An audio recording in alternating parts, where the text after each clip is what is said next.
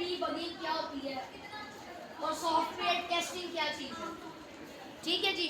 अब डीबगिंग को अगर हम देखें, डीबगिंग दो वर्ड से बनी है, डीबगिंग। ठीक है, बग कहते हैं कोई भी एरर जो आपके कोड में कोई प्रॉब्लम है, कोई एरर है, ठीक है, उसको बग बोलते हैं। डीबगिंग कहते हैं ये प्रोसेस है जिसमें आपने एरर को फाइंड करना है और उसको फिक्स करना है। दो चीज़ें हैं, finding and fixing any bug या एनी एरर जो अगर हुआ है किसी भी कोड के अंदर, this process is called debugging. ठीक है जी। अब तक हमने जितने भी प्रोजेक्ट के सारी चीज़ें पढ़ी, कभी हम SDLC पढ़ रहे हैं, कभी हम वाटरफॉल मॉडल पढ़ रहे हैं, कभी हम एजाइल मॉडल पढ़ रहे हैं, कभी हम प्लानिंग पढ़ रहे हैं, ये सारी स्ट्रेटजीज पढ़ रहे हैं हम कि हमने सॉफ्टवेयर डेवलपमेंट में चीज़ें कैसे बनाते हैं। ठीक है, अब हम ये पढ़ रहे हैं कि जो चीज़ें बनाई हैं हमने, उसको अगर कोई एरर है उसके अंदर या कोई प्रॉब्लम, कोई इशू है, उसको कैसे ख़त्म करना है, उसके लिए हम क्या करेंगे, उसके लिए हम डीबगिंग यूज़ करते हैं। समटाइम्स हमें कुछ टूल्स यूज़ करने पड़ते हैं।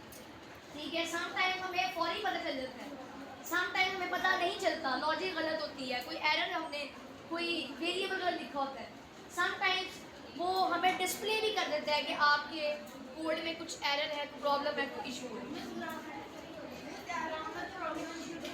एरर को हम कहते हैं बग। अच्छा जी, अब हमारे पास डीबगिंग प्रोसेस हो गया कि इसके अंदर हम किसी भी कोड के अंदर कोई एरर है उसको फाइंड करते हैं, उसको फिक्स करते हैं। This process is called debugging. ठीक है जी। अच्छा, अब कुछ टूल्स होते हैं कि हमने डीबगिंग करनी कैसे है। ठीक है जी, कुछ टूल्स यूज़ करते हैं, कुछ मेथड यूज़ करते हैं, कुछ वेज यूज़ करते हैं, कुछ स्ट्रेटजीज यूज़ करते हैं। वो स्ट्रेटजीज, टूल्स, मेथड्स वो क्या है उसको हम देखने जा रहे हैं। सबसे पहला है डीबगर्स। डीबगर्स यानी कि एरर को फिक्स और फाइंड करने वाला। ठीक है जी, उसको हम कहेंगे डीबगर्स। डीबगर्स क्या है? बेसिकली कोई सॉफ्टवेयर है कोई जिसको हम यूज़ करेंगे जो कि हमारे कोड को मॉनिटर करके, चेक करके बता सकता है कि आपके कोड के अंदर इस जगह पे ये प्रॉब्लम है, कोई वेरिएबल गलत डिक्लेयर किया है, कोई चीज़ रूल्स के अकॉर्डिंग नहीं है, आपने उस चीज़ को गलत डिक्लेयर किया हुआ है, वो ये सारा हमें गाइड करेगा, उसको वो कहते हैं डीबगर्स। इसको सॉफ्टवेयर ही होगा, सॉफ्टवेयर ही होगा। ठीक है, अब है डीबगिंग, डीबगर्स एक चीज़ है, लेकिन डीबगिंग का मतलब है प्रोसेस, डीबगर्स का मतलब है वो प्रोसेस करने वाला। क्लियर है ये चीज़? डीबगर्स कहते हैं कोई सॉफ्टवेयर है जिसको हम यूज़ करेंगे कि कोड में कोई प्रॉब्लम है, कोई एरर है, कोई बग है, उसको फिक्स करो, उसको फाइंड करो, उसको हम कहेंगे डीबगर। यानी वो डीबगिंग का प्रोसेस करने वाला इज कॉल्ड डीबगर। ठीक है जी। अच्छा, अब दूसरा टूल है हमारे पास प्रिंट स्टेटमेंट।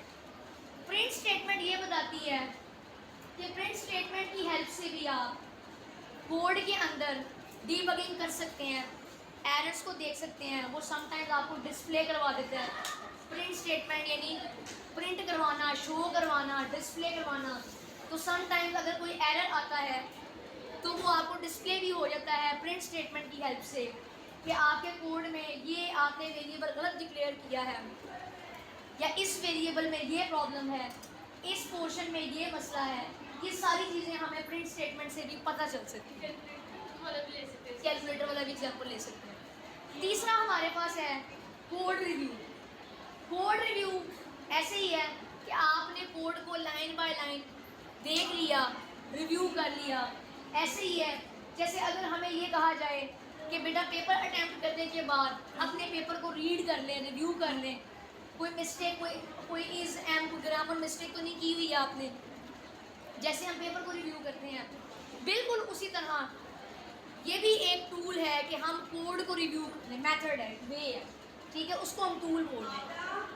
यानी कि हम कोड को रिव्यू करके देख लें कि इसके अंदर कोई प्रॉब्लम, कोई इशू तो नहीं है। इसको भी हम कह सकते हैं कि ये भी हमारा कोड को डीबगिंग करने के लिए एक टूल है। ठीक है जी। और भी हो सकते हैं, आपकी बुक में मैंने सारी 3 ही हैं।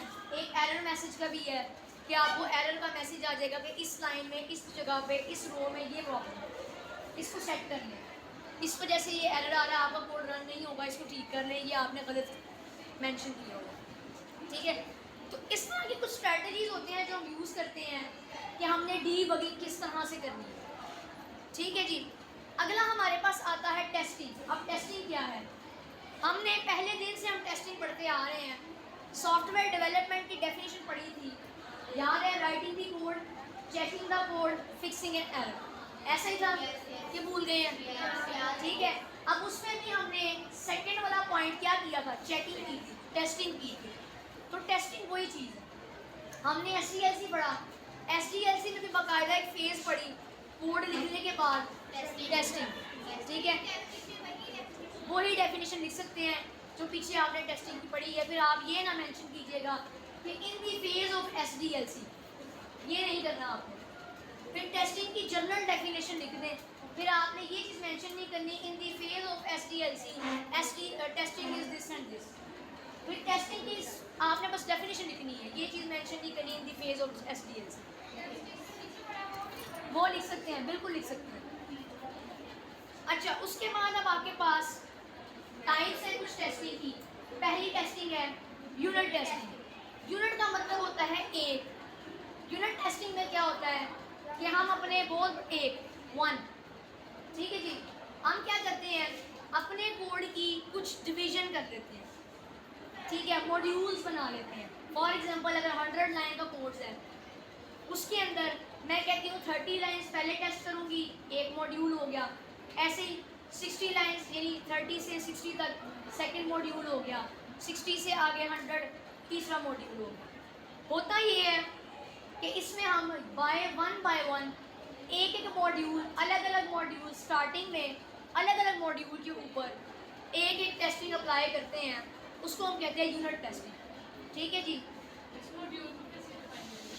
मॉड्यूल्स को बेटा आप ये कह सकते हैं कि आपने कुछ पोर्शन बना लिए, कोई एक बहुत बड़ा प्रोजेक्ट था, उसमें टेस्टिंग करनी है आपने।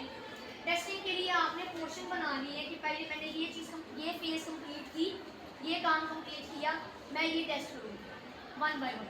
फिर अगला वाला उसके आगे से अगला प्रोसेस किया, वो वाला कंप्लीट हुआ, उसके ऊपर टेस्टिंग की।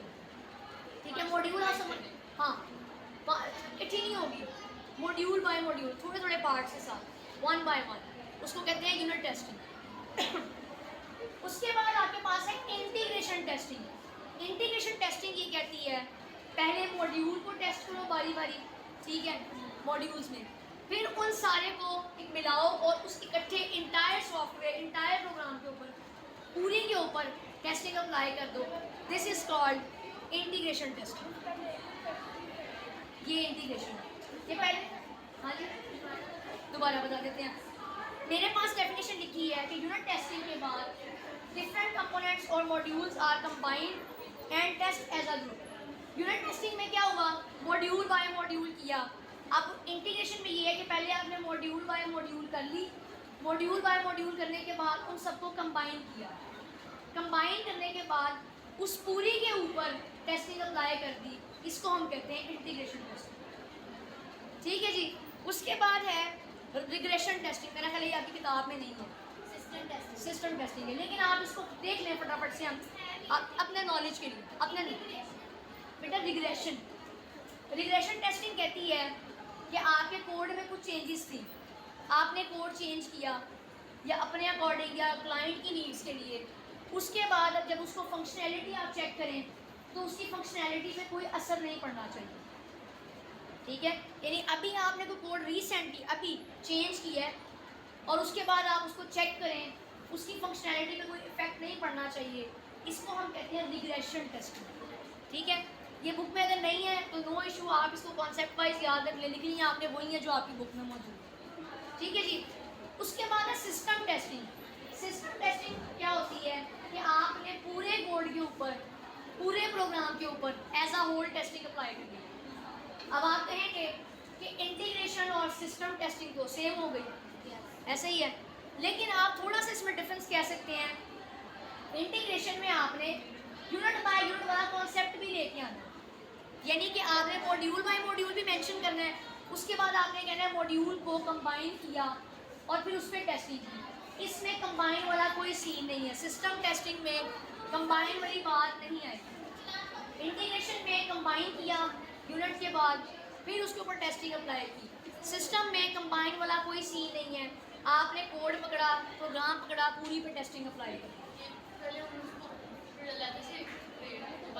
नहीं नहीं, अच्छा इस पर ऐसे ले लें फॉर, हाँ सारा एक बार ही रिव्यू होगा। फॉर एग्जांपल मैं अब क्लाइंट को, मेरा प्रोजेक्ट रेडी है, अब मैं एक फाइनल टेस्टिंग करने लगी हूँ, ठीक है, जो मैंने रात को की है। सुबह मैंने क्लाइंट को जाके, उस 9 बजे मेरा टाइम हुआ है, मैंने जाके उसको उसका सॉफ्टवेयर दे दिया, ठीक है। आप ऐसे समझ लें कि मैंने रात को सोने से पहले एक दफ़ा सिस्टम को दोबारा चेक कर लिया। This is called system testing. कर सकते हैं, बिल्कुल कर सकते हैं, लेकिन मेक श्योरिटी के लिए आप सारी टेस्टिंग को बार बार अप्लाई कर लें, ताकि अगर कोड में कोई ज़रा सी भी मिस्टेक ना रह जाए, वहाँ जाके फिर आप देखें तो आप कहें कि वो ये तो मैंने की थी, मॉड्यूल बाय मॉड्यूल तो टेस्टिंग हो रही थी, यूनिट टेस्टिंग तो ठीक हुई है, लेकिन अब सिस्टम टेस्टिंग तो मैंने की ही नहीं, तो मुझे लगा कि मैंने इंटीग्रेशन कर ली तो ठीक है, लेकिन अब सिस्टम टेस्टिंग में रात को मुझे प्रॉब्लम आ गया।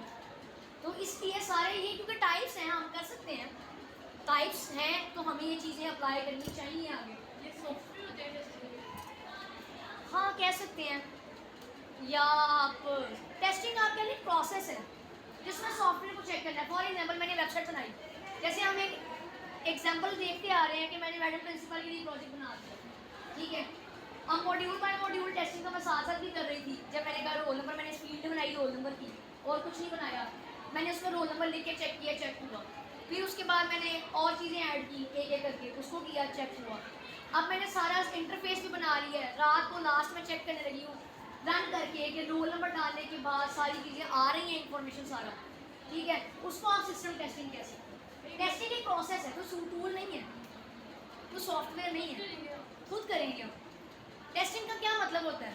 चेक करना, अपने तौर पर चेक करना। सॉफ्टवेयर नहीं है कोई कि आप कोई सॉफ्टवेयर में यूज़ करेंगे। टेस्टिंग के लिए सॉफ्टवेयर भी हो सकता है, लेकिन टेस्टिंग बेसिकली एक प्रोसेस है, एक प्रोसेस है जिसमें आपने चेक करना है कि क्या हो रहा है, किस तरह की टेस्टिंग आपने अप्लाई की है। इंटीग्रेशन आप कह सकते हो कि एज अ होल, एक उसका वर्ड आप कह सकते हो। इंटीग्रेशन का मतलब है कि ओवरऑल, ठीक है जी। अच्छा, उसके बाद एक्सेप्टेंस टेस्टिंग है। एक्सेप्टेंस टेस्टिंग क्या होती है कि अब एक्सेप्ट करना, वेरी गुड, एक्सेप्ट करना, ठीक है। एक्सेप्टेंस टेस्टिंग का मतलब है कि मैं क्लाइंट के पास गई, 9 बजे मैंने उनसे कहा कि ये लीजिए, ये आपका सॉफ्टवेयर है, मैंने इसको रन कर लिया है, मेरे पास तो सही चल रहा है, एक दफ़ा आप भी अपने सिस्टम में मैंने कर दिया, आप चेक कर लें, ठीक है। अब वो चेक करेगा, क्लाइंट खुद के काम सही कर रहा है, this is called acceptance testing. अब लास्ट टॉपिक है हमारे पास 1.8 टॉपिक, सॉफ्टवेयर डेवलपमेंट टूल्स का। अब वो कहना है कि कुछ सॉफ्टवेयर को डेवलप करने के टूल्स। देखें, हमने अभी तक सारी स्ट्रेटजीज पढ़ी हैं, मेथड्स पढ़े हैं, SDLC है, वाटरफॉल मॉडल है, एजाइल मॉडल है, ठीक है। तो हमने अभी तक सारी चीज़ें यही पढ़ी हैं कि कौन कौन सी स्ट्रेटजीज हैं, क्या क्या तरीके हैं। बिल्कुल। अब हम आ गए हैं कि सॉफ्टवेयर को डेवलप करने के टूल्स कौन कौन से हैं, कौन कौन से ऐसे टूल्स हैं जिसमें मैं कोड लिख के रन कर सकती हूँ। अब ऐसा तो पॉसिबल नहीं है कि मैं माइक्रोसॉफ्ट वर्ड खोलूँ, पता है सबको MS वर्ड का या MS ऑफिस है मैंने उस पर खोला और मैं उस पर कोड लिखना शुरू कर दूँ, ऐसे तो नहीं हो सकता। वो डॉक्यूमेंट के तौर पे सेव होगा, वेरी गुड, ठीक है। तो अब कुछ टूल्स हैं, अब उन टूल्स को देख लेते हैं कि वो टूल्स क्या हैं। सबसे पहले आता है लैंग्वेज एडिटर्स। लैंग्वेज के लिए लिखते हैं हम, जिसमें लैंग्वेज को एडिट कर सकते हैं, उसको हम कहते हैं कोड एडिटर्स भी बोलते हैं, ठीक है। अब अगर आप देखें, यहाँ पे उसने एग्जांपल बताई है नोटपैड। नोटपैड के ऊपर भी आप HTML एक लैंग्वेज का नाम है, CSS लैंग्वेज का नाम है। ये लैंग्वेजेस जो हैं HTML, CSS, इस तरह की और भी कुछ लैंग्वेजेस हैं जो नोटपैड पे आप रन कर सकते हैं। नोटपैड का पता है, आपके कंप्यूटर के अंदर एक नोटपैड होता है जिस पे आप नोट्स बना सकते हैं। मैं तो अपने नोट्स उस पर बनाती हूँ, ठीक है। तो उसमें नोट्स बना सकते हैं, उसमें भी आप कोडिंग रन कर सकते हैं। जो आपके आप कह सकते हैं कि होती हैं कुछ लैंग्वेजेस, आप क्या करेंगे, उस नोटपैड के अंदर कोड लिख के उसको उस स्पेसिफिक एक्सटेंशन में सेव करेंगे, ठीक है। जैसे मैं कर देती हूँ .html, जैसे ही अब मैंने उसको सेव किया, सेव करने के बाद मैं रन करूँगी, वो मेरा गूगल क्रोम में खुल जाएगा, ठीक है। तो इस तरह की कुछ लैंग्वेजेस हैं जो नोटपैड के ऊपर रन हो सकती हैं, ठीक है। तो एक तो ये टूल हो गया कि जो हमारे पास इजीली अवेलेबल है, बहुत बड़ी लैंग्वेज नहीं, बहुत बड़े बड़े सॉफ्टवेयर डेवलपर नहीं यूज़ कर सकते, लेकिन कुछ लैंग्वेजेस हैं, छोटे छोटे पार्ट्स, अगर आप एज अ बिगिनर हैं तो आप उसको रन कर सकते हैं नोटपैड के ऊपर, ठीक है। अब उसके अंदर आ जाती हैं नोटपैड में HTML, मैंने आपसे पहले भी अर्ज किया, पाइथन की, C++, ठीक है। सो सम ऑफ द लैंग्वेजेस आर जो रन हो सकती हैं नोटपैड++ के ऊपर, ये जो हम टूल देखते हैं। उसके बाद आते हैं VS code, visual studio code. आज के क्लास में काफ़ी स्टूडेंट्स को विजुअल स्टूडियो कोड का पता है, ठीक है। तो वो भी एक प्लेटफॉर्म है, एक टूल है जिसके ऊपर आप हर तरह की लैंग्वेज लिख सकते हैं, ठीक है जी, चाहे वो पाइथन हो, जावा हो, जावास्क्रिप्ट हो, C++ हो, C हो, ठीक है। जितनी भी लैंग्वेजेस हैं आप उसके ऊपर रन कर सकते हैं, आप उसमें सॉफ्टवेयर डेवलप कर सकते हैं विद द हेल्प ऑफ या विद यूजिंग VS कोड, ठीक है जी। उसके बाद है लैंग्वेज ट्रांसलेटर। अब ये भी टूल्स के अंदर है, देखिए लैंग्वेज एडिटर पढ़ ली हमने जिसमें हम कोड लिखेंगे, कोड एडिटर है। अब लैंग्वेज ट्रांसलेटर, लैंग्वेज ट्रांसलेटर कौन कौन से हैं, यानी कि इंटरप्रेटर है। इंटरप्रेटर का क्या मतलब है, लाइन बाय लाइन। अब पाइथन जो है वो line by line interpreter use करता है, कंपाइलर यूज़ करता है, ठीक है। यानी उसका जो कंपाइलर है, यानी उसका जो ट्रांसलेटर है, उसका नाम है इंटरप्रेटर। ऐसे ही C++ है, वो कंपाइलर यूज़ करती है, उसने line by line translate run नहीं करना, बल्कि वो पूरे कोड को एज अ होल रन करेगी। ऐसे ही C लैंग्वेज है, वो भी एज अ होल रन करेगी, ठीक है। इस तरह से कुछ लैंग्वेजेस हैं जो ना कुछ तो लाइन बाय लाइन रन करती है, कुछ एज अ होल करती है, ठीक है। अच्छा, अब कंपाइलर, ये देखिए वही बात आ गई जो मैंने भी आपसे अर्ज किया, C और C++ वाली बात, कि वो एज अ होल कोड को रन कर सकते हैं, उसकी आउट आ सकती है कंपाइलर, ठीक है। आगे फिर डीबगर्स आ गए। अब ये हमने वहाँ डीबगर डेफिनेशन पढ़ी थी कि डीबगर असल में क्या है, ये बताएगा कि डीबगर्स के लिए कौन से टूल्स यूज़ होते हैं, ठीक है। उसमें एक है GDB। अब ये कोई टूल है जो C और C++ प्रोग्रामिंग में कमांड लाइन इन्वायरमेंट के अंदर डीबगिंग करने के लिए, एरर्स को फाइंड करने के लिए और रिजॉल्व करने के लिए एक डीबगर यूज़ करता है। उस डीबगर का नाम है GDB, ठीक है जी। इसकी फुल फॉर्म मैं देखूँगी, इसकी फुल फॉर्म क्या है। अच्छा, उसके बाद विजुअल स्टूडियो डीबगर है, ये भी एक डीबगर है जो हम यूज़ करते हैं अपने कोड को, कह सकते हैं डीबग करने के लिए, उसमें प्रॉब्लम्स इश्यूज को देखने के लिए और उसको फिक्स करने के लिए, ठीक है। अब आगे आ जाता है इंटीग्रेटेड डेवलपमेंट इन्वायरमेंट्स। वो कौन कौन से हैं, एक है आपके पास VS स्टूडियो यानी visual studio code, VS code.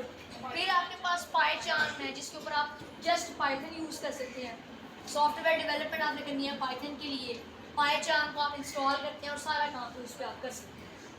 उसके बाद है कुछ ऑनलाइन है और कुछ ऑफलाइन कंप्यूटिंग प्लेटफॉर्म्स भी होते हैं, इसको कहते हैं क्लाउड सॉफ्टवेयर, ठीक है। अब ये क्या होते हैं, इसमें कुछ ऑनलाइन प्लेटफॉर्म्स होते हैं, ठीक है, जैसे गिट कोड है, मैंने कोड लिखा, कोड लिखने के बाद मैं चाह रही हूँ मैं इनके साथ शेयर कर दूँ, ठीक है। मैंने पूरा डेवलपमेंट की, सॉफ्टवेयर डेवलप किया, डेवलप करने के बाद मैं उस कोड का लिंक या उसकी एक्सटेंशन जहाँ पे मैंने डेवलप किया, एक आप कह सकते हैं क्लाउड सॉफ्टवेयर के थ्रू इनके साथ शेयर कर दूँगी। ये भी घर बैठे उस पर क्लिक करके उस सॉफ्टवेयर को देख सकते हैं, ठीक है जी।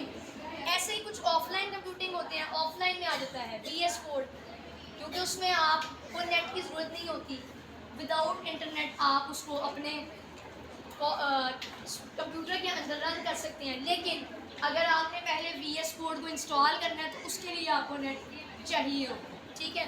तो ये ऑफलाइन प्लेटफॉर्म है। उसके बाद है सोर्स कोड रिपोजिटरीज।